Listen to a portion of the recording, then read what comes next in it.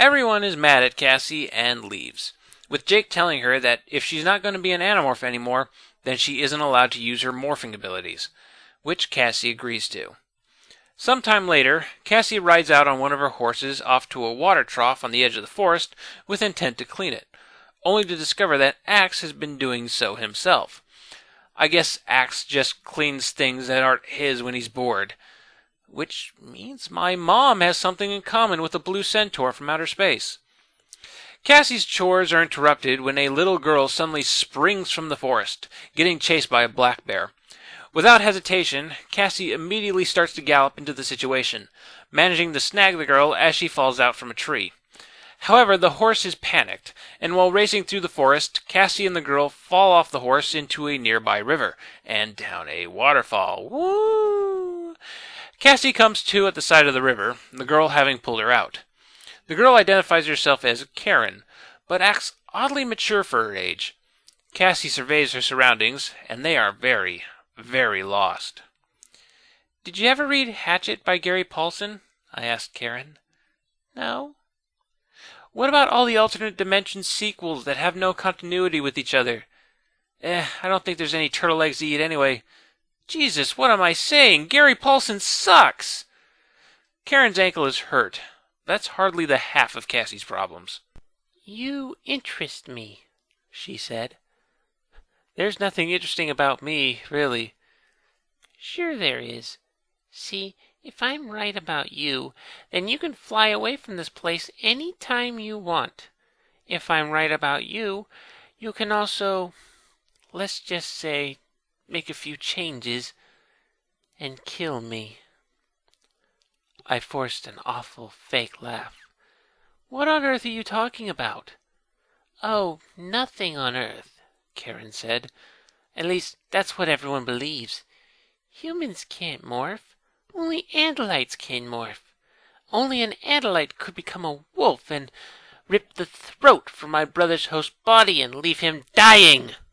Ruh-roh? Yep, Karen is a controller. A pissed-off controller with a dead brother and some girl she thinks is one of the Andalite bandits.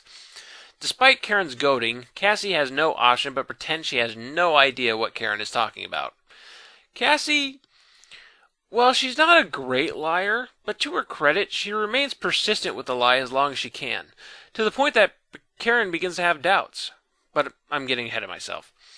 The interaction between Cassie and Karen is the core of this book, and it's handled very well. As the two try to make it through the forest back to civilization, Karen continues to prod Cassie from different directions to get her to confess to things, while Cassie's thoughts are on the fact that she may be forced to kill Karen before they can get back to anyone. I turned away and walked to a dried-out, fallen tree. I grabbed a long, forked branch. I levered my weight against it and worked it till it splintered and cracked. It was a strong, stout branch, 3 feet long, thick, with a fork at one end. I gripped it tightly and carried it back to Karen. One swift, sure blow to the head. That's all it would take. I could knock her out and leave her tied up with her own shoelaces and let nature do the rest. I saw the apprehension in her eyes. "Here," I said. "This'll make a good crutch. Wait here while I find some smaller sticks to make a splint." And to make matters worse, the two find evidence that the leopard might be nearby. Wait a second. The character least liked by fans, lost in the forest and being hunted by a deadly predatory cat? Did Season 2 of 24 steal all of its ideas from Animorphs? Human hunters, professional, experienced hunters, armed with high-powered rifles and telescopic sights, had waited in trees for hours for a leopard to return to the place where it had stashed to kill. They had waited with eyes wide open, nerves tingling, guns at the ready, and had suddenly felt a faint tingling warning that they were being watched, and they had turned to find the leopard sitting right behind them in the tree. The last thing they ever saw. Which means these stories are bullshit if all the hunters were killed. Unless you're saying the leopard just threw bleach in their eyes and ran off. Karen suggests they make camp and start a fire to scare the leopard away, And Kay Applegate gets to mention for the second time in a row that predators are not usually scared of fire. Really, she loves that factoid. Eventually, the two of them find a cave, but while trying to scout it out to see if anything lives in it, the leopard suddenly attacks. Thankfully, the Bleach misses Karen, and she responds in kind by pulling out a hidden Dracon beam, but misses as well and loses the weapon in the mud. With no other option, Cassie morphs wolf.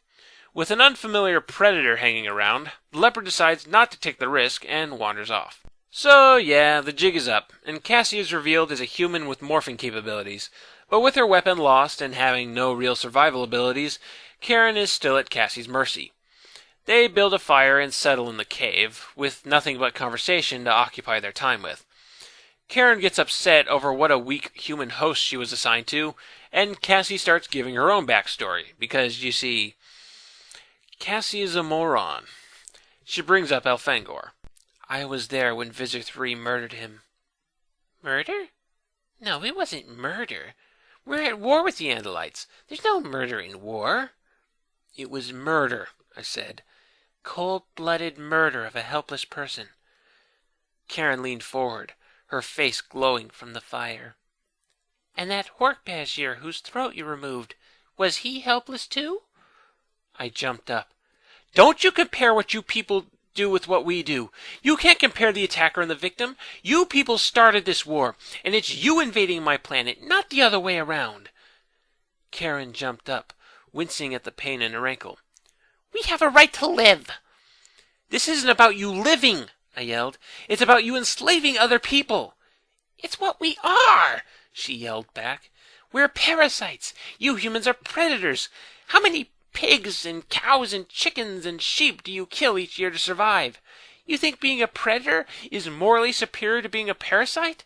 At least the host bodies we take remain alive. We don't kill them, cut them into pieces, and grill them over a charcoal fire in our backyards. We're not pigs, I said. Oh, yes, you are, she said, her face distorted and twisted with contempt. That's all you are to us. Oink, oink. What I love the most about this book is how much it fleshes out the Yeerks as a race and details their motivations. And on a certain level, the things Karen brings up make sense. The Yeerks are not creations of mad science or genetic engineering or the creation of some evil deity. They naturally evolved as parasites. Their environment required they form the ability to take over the minds of other creatures in order to survive, and all their intellectual and emotional development wouldn't be possible without this fact. Sure, humans needed to hunt and eat meat to survive in their development too, but we've reached the point where we can realistically choose not to, and removing meat from our diets would have very little effect on us as a species. Except according to Scott Pilgrim vs. the World, we'd all get superpowers. But as we learn, a Yeerk without a host is blind, has limited communication abilities, has very poor mobility, and is fulfilling a fraction of its potential.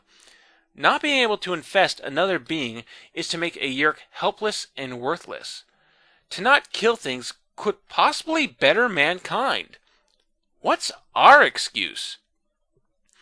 I'm not saying what the Yeerks do are good, simply that their reasons for what they do are not based on being evil. While there are evil Yeerks, it is not inherent in their race. They have evolved a different view of how the universe works. They still care for things. They are still capable of love and compassion. We saw this in number 8 The Alien, when Axe encountered a Yeerk who wanted revenge against Visor 3 for causing the death of the one he loved. And we see it here with Karen, who is grieving and is bitter over the death of her brother. Her brother, who we learn was just at the sharing meeting for basic low-end security detail. He wasn't even a soldier. He was a Yeerk rent-a-cop. And we learn that there are many Yeerks who oppose this war outright. But when the Andalites believe you to be an all-evil force, and you're at the mercy of the Visors running the show, many Yeerks just go with the flow and try not to get killed. The greatest strength Animorphs has is not in its science fiction concepts, though those certainly aren't bad, but in its complexity of character and conflict. This becomes clear when the Animorphs book with the least amount of combat or science fiction elements is the best character piece in the entire series.